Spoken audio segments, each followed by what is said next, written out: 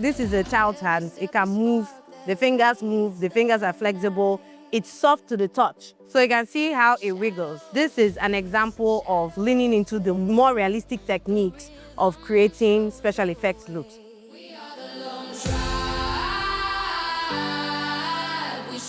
Kindly welcome our guest for today, Carina SFX. Hi. My name is Carina Ojoko, and I'm a film and special effects makeup artist in Nollywood. I'm from Anambra State, and I've been doing this for about 8 years now. Film and special effects makeup, in layman terms, is basically beauty makeup and the bloody type of makeup that we all know when there's a bruise or a wound, but there are some times that special effects is very subtle, like somebody looking tired, somebody crying, somebody just having a bloodshot eyes. You can't produce cinema movie without this particular department. It's a very, very important department, and definitely everybody should have one. I need you to find the people who did this and make them suffer. Help me!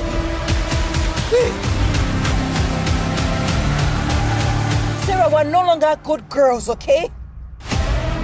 We're fugitives now. When we shot Blood Sisters, first thing, it was the first time working with Ebony Life as a makeup artist, as a special effects artist as well. A lot of the time, productions don't really keep to time in terms of like, okay, they say we'll work for 12 hours and we end up doing like a 16-hour job. People like Ebony, the experience for me was 12 hours is 12 hours. Call time is call time. The date is the date. And that really helps my process as an artist, because I know, okay, this is the time for this, and there's nothing that will ruin this moment for us in any form of fashion, because this is what it is, and everybody keeps to that time. Another thing they did for me that helped me as an artist was we did a makeup test before the actual shoot started. And that's not something a lot of production do.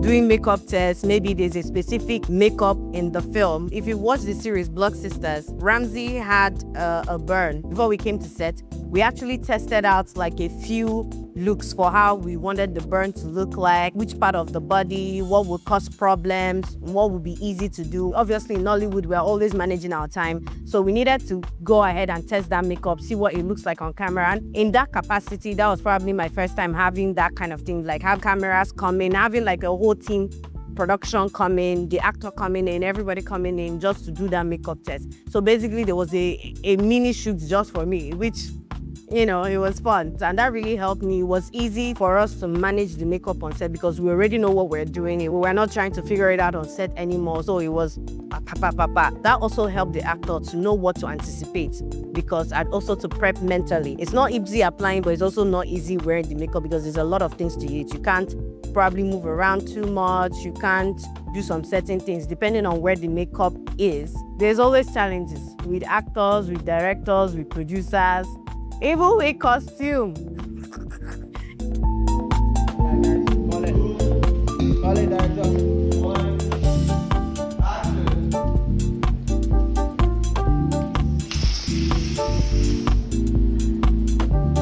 I also want to call out VFX artists first of all. They are never on set. Or why am I speaking on your behalf? Do I do your work? I don't know anything about your work. I have an idea. I'm now having to battle VFX conversation with director. Even if you don't come to set, get in touch with the SFX artists so that you guys can align. For example, I'm not saying nobody should do explosions, but I unfortunately had a colleague that recently died from explosives on set. I know if the VFX artist was around, there could have been easier ways to have attacked that particular scene. The need of explosive would not have been necessary, especially because we haven't also figured out that safety, you know, how to control an explosion and things like that. Nigerians, we are not safety conscious like that.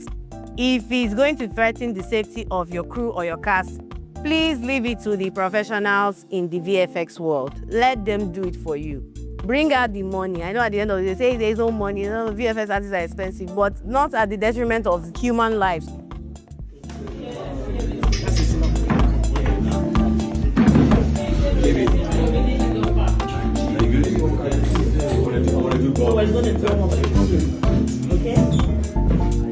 starting this journey was, it was like an epiphany. I just feel like the Lord just came to me and said, Nne, take it, this is it for you. In final year in university, the gist I've been hearing about looking for work was not encouraging at all. So I was just thinking to myself, God, I beg, what am I going to do? How will I make money? Once I leave this enclosed space, now once I leave this bubble, what's next?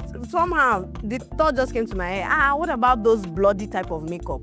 I didn't even know what they were called. I just know, those bloody type of makeup. I did a YouTube, Google search, some stuff popped up. I watched some YouTube. I was like, this thing looks interesting. Let me see. The first thing I tried, I think that post is on my Facebook up to today. I have never deleted that post. That was the first time I did anything that wanted to look like SFX. I used foundation and lipstick. So I created like some sort of gash across my face like this. And I posted it on Facebook to see people's reaction, to know if I had a fighting chance at this thing. People were like, what happened? Why are you okay? This. I said, so is it that, does it look that good that people are believing me? I think it was makeup, but I didn't know I was an expert already. The reaction I got was good. I was like, okay. Let me see what I can do with this thing.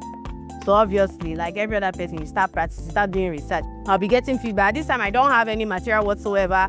I don't know where to purchase them. I was just using things that I could find around. I just had to do DIY, just had to substitute, right? When I was done with school, I said, well, I've heard that where is popping, in this film stuff, where it used to pop is in Lagos. And I was in Enugu.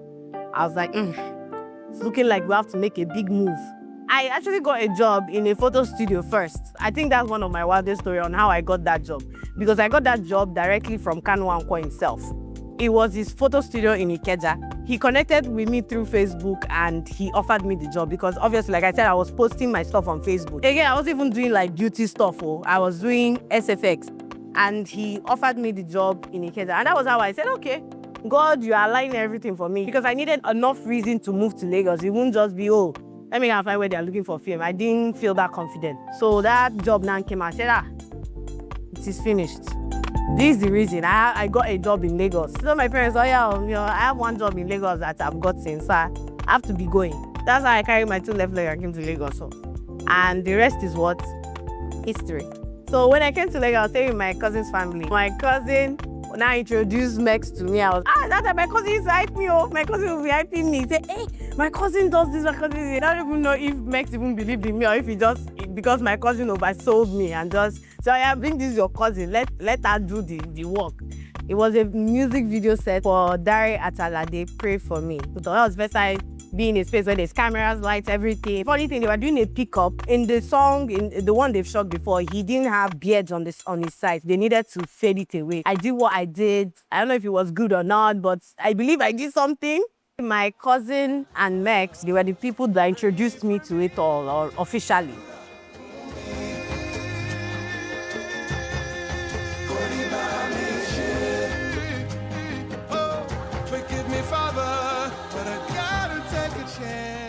My first movie was a short film called Bariga Sugar. It's on YouTube. The director, her name is Ifeoma Chukwuogo. So the boy stepped on a nail, leg got infected, tetanus infection. So we needed to create that kind of wound on his leg. So that was my first experience on an actual movie set. Starting off as a newbie in the industry, as a woman as well, especially when you're not a nepo baby. You don't have connects. Nobody is pressing button for you in the back. Just have yourself to rely on. It wasn't smooth sailing. It wasn't easy at all. And it was also helping matters that I also had friends in the same line of work that were also giving up. Some went into tech, some switched departments entirely, became directors. They just moved away from makeup in general because it is a competitive field. Even things like sex for favors, it was part of the things that made me want to leave, change careers. Like I said, God comes through. This career was given to me by God, and I'm going to take it as that. I sinned terribly in my past. God took away my son to punish me. You are the father of a dangerous criminal. But accusing my son of what he is not, that I cannot accept. I've been in lots of projects, so many amazing movies, like To Kill a Monkey, 3 Cold Dishes, Blood Sisters, Brotherhood, The Black Book, Baby Farm, Off the top of my head, I can't even start naming. I mean, there'll be plenty. 2021 is a year I'll never, ever forget. Because it's short for Carina SFX. That was the year that I know say it's short for Carina SFX.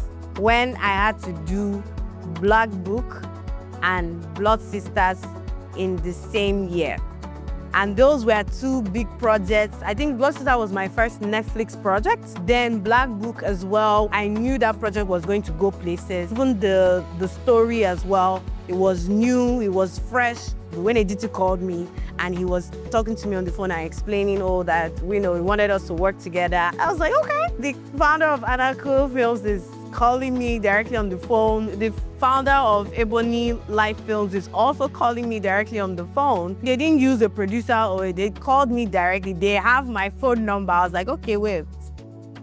I think Carina SFX is here and Carina SFX is here to stay. So I've worked with Play Network. They are the producers of Rattlesnake, are the producers of Blood Vessel, Hijack 93. Those are the movies that I've worked with Play Network on. So I'm going to go to Rattlesnake. There was a scene. The initial plan was we will create a fake hand. We'll see the pen pierce the hand. Because in the dialogue of the scene, the antagonist had said, oh, you are married, right? Let me see your wedding band. I made a mold of the man's hand, his right hand.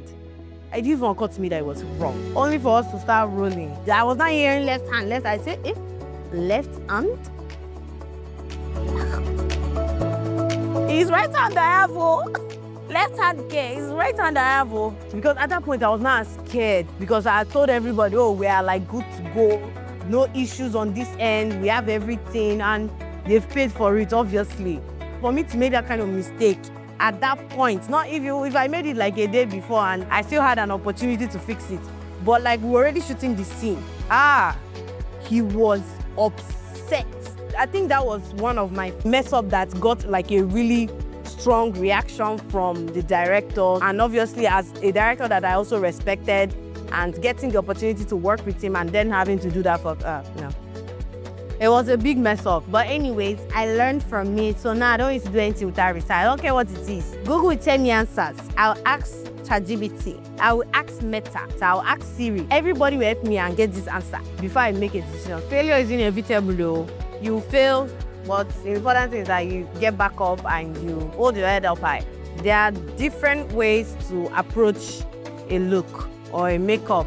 For example, the way you paint, the way you do your prosthetics. If I'm doing a hand and I decide to use latex, I might not get like the fine wrinkles, all these lines with latex. It might not be as pronounced. That kind of dulls down your details.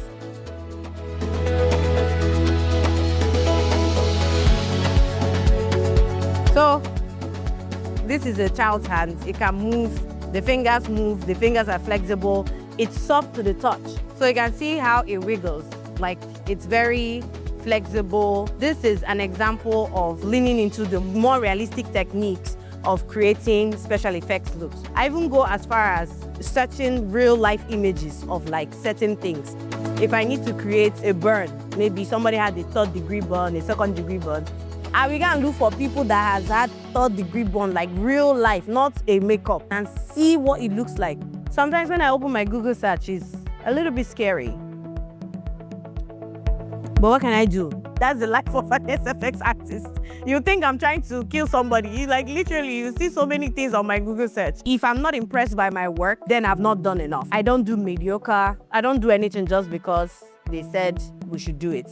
So a lot of people are like that, but not for Carina SFX. In Carina SFX, we're all about realism. That is what we do. For my queens, for my women out there that want to get on the career path, start doing something. You don't have to get on a set. Start by yourself. Start practicing. So you can have something to present. You can say, oh, this is what I can do. But if you don't do anything and you're asking people to sign you up for something or work with you, they can't just go off based off of your words. YouTube is your best friend. There are people that have details on these things on the internet. Sometimes some people be like, oh, but we can't afford this, we can't afford that. I couldn't also afford it. What I was using to practice was flour and water. I would make a paste from flour and water, and there's always a cheaper, way cheaper substitute for you out there. Trust me, I did substitution for over a year plus, up until I joined an SFX competition and I won some products. But for the competition, I used all my DIY materials. I didn't have money either. So trust me, I had 0 naira, 0 kobo as well. My parents thought it was a phase. I said, they will get over it. So they didn't really fit into the whole makeup, special effect. They just thought, okay, you're young, do you? Okay, guys, thanks for having me at Lumetribe. But unfortunately, it's time to go. For you guys watching, always remember, filmmaking is not easy. There's a lot that goes into filmmaking, especially makeup. There's a lot of process, there's a lot of steps, there's a lot of thinking, there's a lot of mental brain work involved in it. I have a movie coming out soon, but we'll link up at the time. For now, I'm going. Let's go. I'm going with my hand. Bye. The rhythm shows the